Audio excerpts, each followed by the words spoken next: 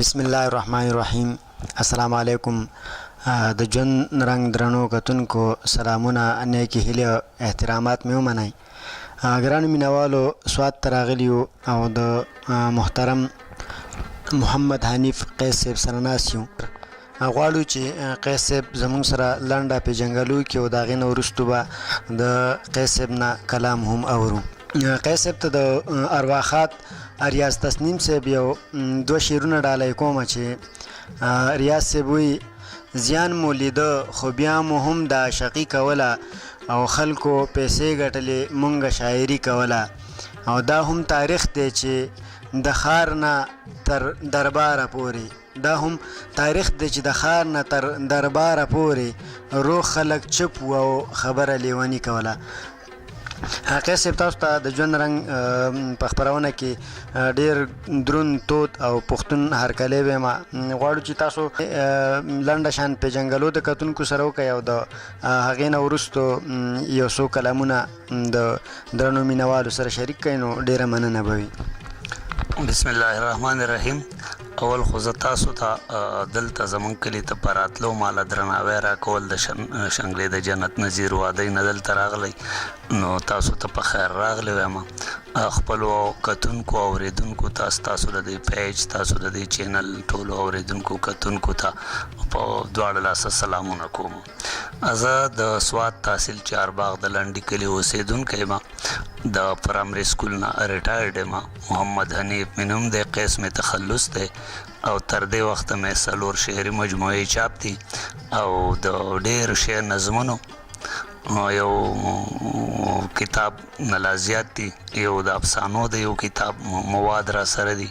او د تکلونو د یو کتاب مواد را سره دي، او د شاعرۍ خو به تقریبا یو 2 مجموعې خو یوه تقریبا د چغجۍ په نوم تیاره ده. دا 5م کتاب به انشاءالله. چې په واړه کلي کې ځان راته لوی لوی وي،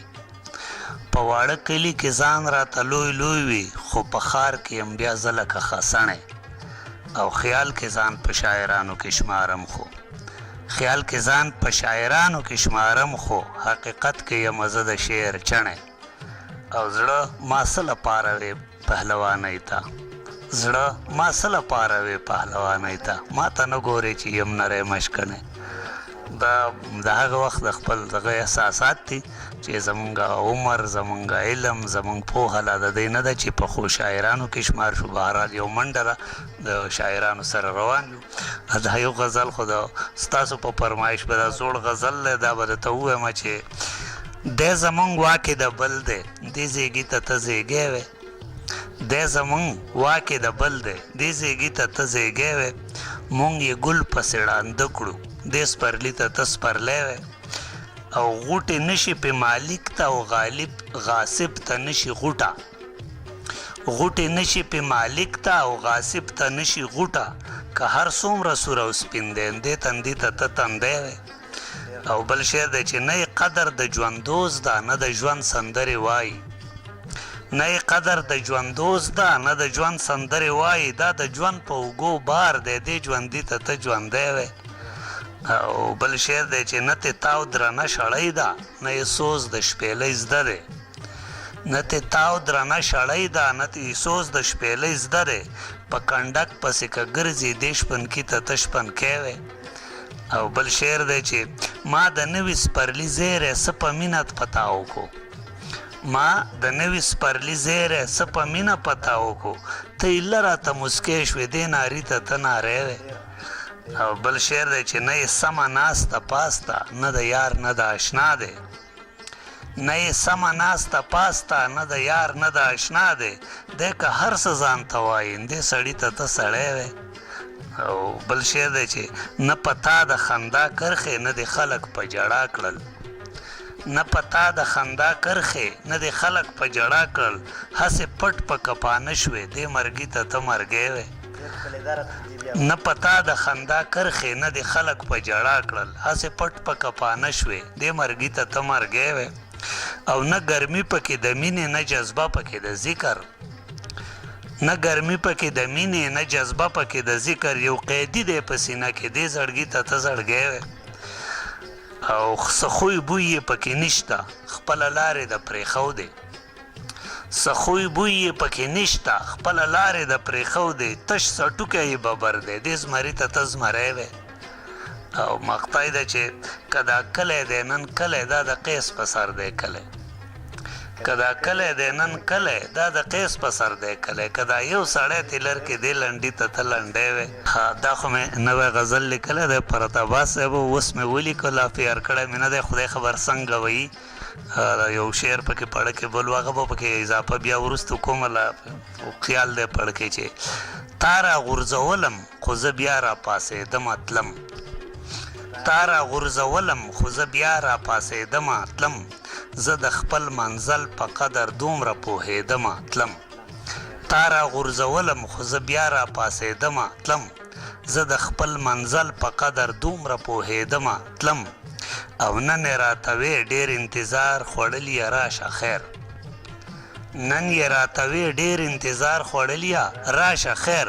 اوښکې مې روانې وې او پټ خوشحالېدم تلم نن یې راته وې ډېر انتظار خوړلی راشه خیر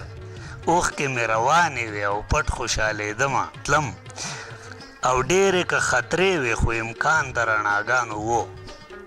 ډېرې که خطرې وې خو امکان د رڼاګانو و ځکه په دې لار مې د تلو قص کړی و تلم تلم ډېرې که خطرې وې خو امکان د رڼاګانو و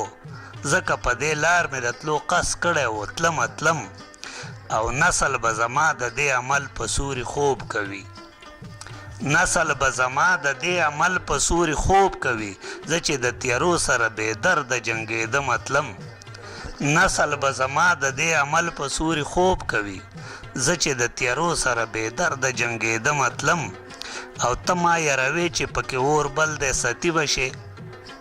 ته ما یروې چې پکې اور بل دی ستی به شې زه په خنډ و خار د دغې لارې رسېدم تلم